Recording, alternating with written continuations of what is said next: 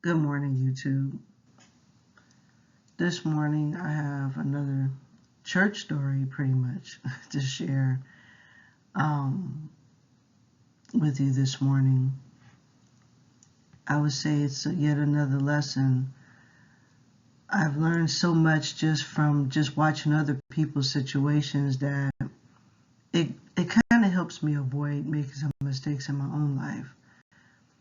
Not saying, of course, I don't make some mistakes, but there are some things that can definitely be avoided if you're just paying attention. So this sister I'm about to tell you about, I will just call her Sister Lee. This sounds nothing like her name. I'm not going to give her name, but I'm going to tell you the story from my perspective. And I won't say what city this was in, but this was in Washington State. Not D.C., but Washington State. So I had gotten married. I was a newlywed. I was pretty young at the time. We're no longer married. So just want to clear the air on that. Not with him anymore. But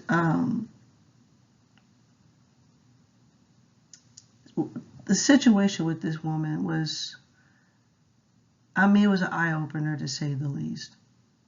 So I'm trying to collect my thoughts as I try to remember everything that happened. But this is a cautionary tale about how to treat people in the church and treat people in general, okay? So this sister, she was an older woman. She was probably maybe, I don't know, I won't try to guess her age, but she was older. And she had married a young man. And this guy, I was still pretty young then, so this guy was like a year or two older than me. But he was very young for her. So she had kids, like teenage kids, and I think she had like one or two adult kids. Like this woman was much older than him. She was basically old enough to be his mother. And just for those who want to know, this is a black church. Most of my stories are going to be about black churches. So this sister had got married to this man, and she was just as happy as can be, and of course for obvious reasons. Now, I at the time was going through some changes in my marriage. Even though we were newlyweds, there was just some issues already, showing up in my marriage. And this sister knew I was going through a hard time, and I began to notice something about this sister. She began to rub her husband in my face in so many ways. I can't remember everything that happened now. I just remember some things that she did. It began to get on my nerves. And I'm just like, okay, this woman's really showing out. Let's just say it that way. And I believe that she was doing this with other women in the church, and I'll explain more about this later. But she just really let it go to her head that she had this younger husband. And because I think she'd been married before. Yeah, she had been married before. So this was her second marriage. And she really let it go to her head. And sometimes I think people do that when they're secretly jealous of you and they see that you're down and out or you're going through. And so whatever advantage they have over you, excuse me, they'll linger that in your face, Kind of like that story with Rebecca and her sister Leah, where, I guess the sister could have children and Rebecca couldn't have any, but she was the husband's favorite. It's like a Bible story, but I think sometimes some women operate like that, especially when they're in close situations like this or within the same family. So anyway, but I digress. So I began to see this, and like she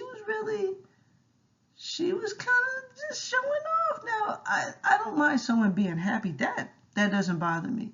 But when you begin to kind of in a way, kick me while I'm down and you know I'm going through in my marriage and you're trying to rub your husband in my face. It's not cool, right? And honey, I wasn't going to be jealous of this lady. I just wasn't. Number one, she was old enough to be my mom. And two, I was young. Like if I wanted somebody my own age, that would not be hard for me to do. So I wasn't going to be jealous of you and your young husband that you probably couldn't just go out and get another one like I could if I was single. Like I don't think she thought it through. And I'm going to leave it like that. Maybe I'm being kind of mean, but I'm just telling it for what it is, right? So anyway, this woman was really, showing off, right? But baby, let me tell you what happened later.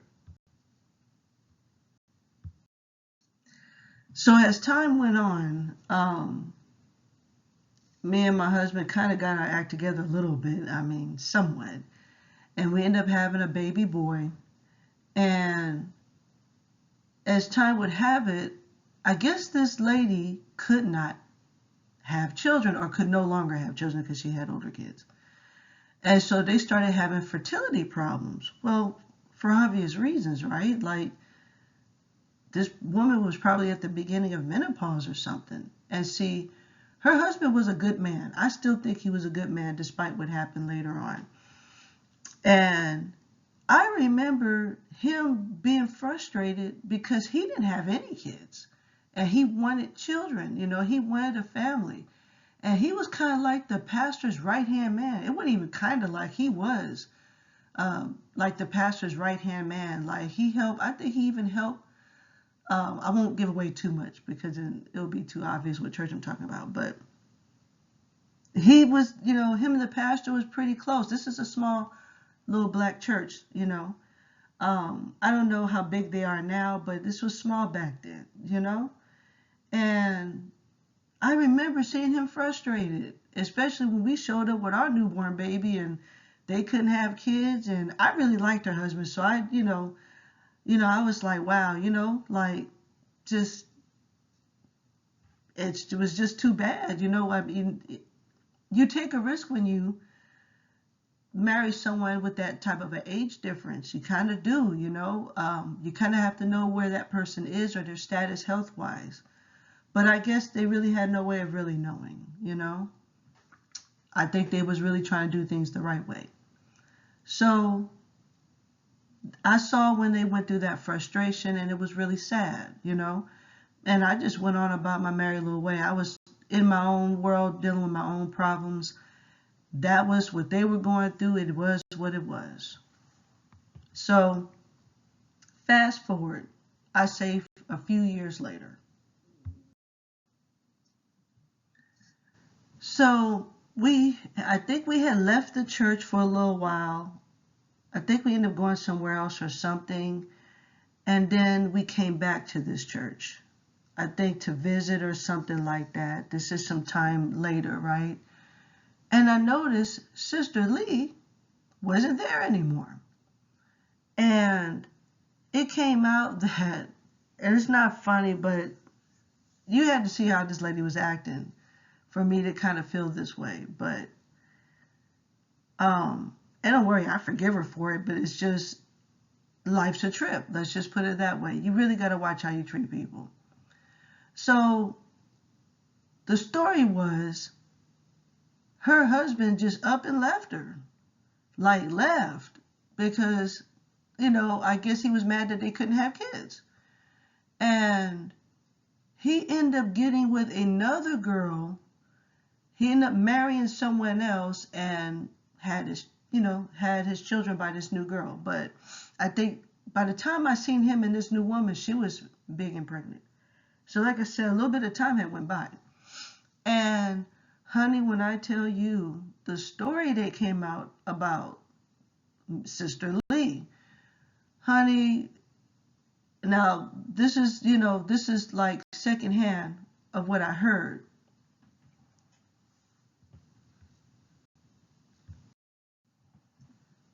So it came out that when this guy left her, like she was running around just like harassing his family, I guess, or bothering his family, trying to find out where he was. He was like in hiding from her. Like he did her really wrong, you know? And it just it sounded like she just looked it really bad, like almost like she was just desperate because he just flipped out on her. He just left, you know? And his family wouldn't tell her where he was. And I think, if I can remember correctly, the family didn't approve of their relationship anyway because they felt like she was too old for him.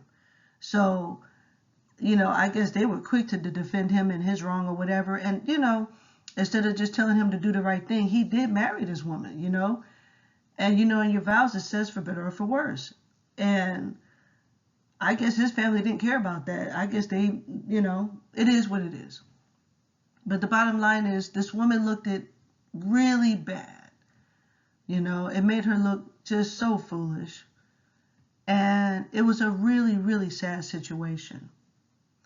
So consequently, I guess because she really showed out when she was with this guy, she was so devastated that she left the church. They say she went somewhere else. I guess somewhere where people really didn't know her. I don't know. I don't know. I can only assume that. But I do know she left that church. And here's the cold part about it.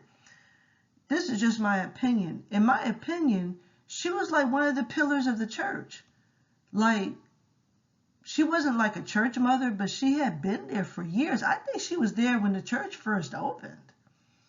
So, like, I think she was so embarrassed that she couldn't face the women there that she had did like this. And that's what made me think that I wasn't the only one she was kind of acting silly with, because I had already left. So I wasn't there when all that drama had went on. After I had my baby boy, we went somewhere else. Like, we wasn't there when the guy finally, broke and left. So I know she didn't leave her church just to avoid me. So that tells me that I wasn't the only one that she was really showing out, to, right? And rubbing the situation in people's faces. For her to be that embarrassed and leave like that, Now, can you imagine what the people there was thinking when they saw this woman, go through this? You can only imagine. And the whole thing was just really pathetic and sad. And it really could have been avoided. So with this cautionary tale, when God gives you blessings, when you have any kind of blessing in your life, you don't take opportunity to utilize that and try to hurt somebody else with it because they're going through, or you might feel a little jealousy, or whatever the case might be. Get that in check. Get that mess in check, and get it in check fast, because I'm telling you, he'll take it away from you. And I was really shocked to see that young man act like that. Well, at the time he was, around my age, like I said, a little older than me. But I was really shocked to see him act like that, because he was really such a nice dude, He was really, really diligent in his affairs with the church and helping the pastor out, from what I could see. And she lost a really good thing, and I just think what happened was the Lord took his hand off her marriage, because she was in there hurting his saints, or I should say the saints, because I believe she was a saint too. And it's a big no-no. You don't do that. You will mess around and lose your blessings. And I've had situations where I made poor choices and could have lost my blessing, but instead, God just had another way of checking me. And I'm one of those kids, one of those kingdom kids that I'll get, if God give me a little warning or check me in some kind of way, I'm going to get it together fast, because I know I could lose my blessings. So this is a cautionary tale. And I think what's interesting about this situation, and kind of like with the last situation I spoke about, after you reach a certain age, especially when you've been saved a long time, you know how to treat people. You know better. Just like I think it's weird when pastors practice unforgiveness. It feels weird to me when I see them do that. I mean, it never stops feeling weird. Like even to this day, like if I see a pastor who's just actively walking in unforgiveness, it feels weird to me because I know they sure enough know better. And I'm not even talking about like a young or new pastor who's still finding his way. I'm talking about people over the hill, well over 50, sure enough know better. So it's just a thought, just a thought. But just be mindful how you treat people, just be mindful. Well, you guys have a great day. Please leave your comment, subscribe, and share the video. I would like to know and hear what you think. All right, have a great day.